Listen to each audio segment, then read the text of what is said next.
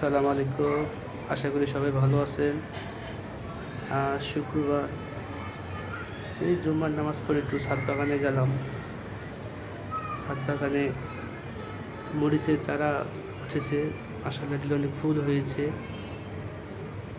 অনেক ফুল মাশাআল্লাহ দিলে অনেকগুলো ফুল ধরেছে গাছে।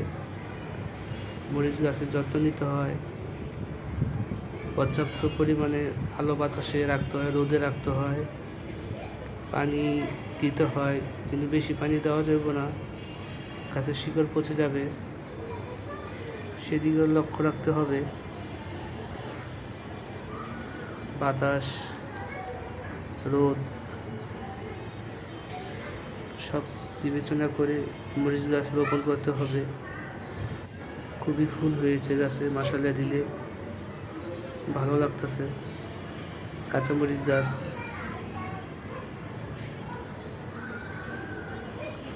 প্রচণ্ড রোদের তাপ, আজকে রোদের তাপ প্রচুর। ভাদ্র মাসে রোদ খুবই কড়া রোদ, খুবই তাপ বেশি রোদের। গাছপালা রোদই রাখতে হয়, পর্যাপ্ত বাতাস, রোদ রাখতে হয়। মরিচ গাছ যত্ন নিতে হয়। আমি দেখানোর চেষ্টা করছি, গাছ ভালোই ফুল ধরেছে, মাশাআল্লাহ দিলে খুবই সুন্দর লাগতেছে, খুবই সুন্দর। রোদে ঝলমল করছে।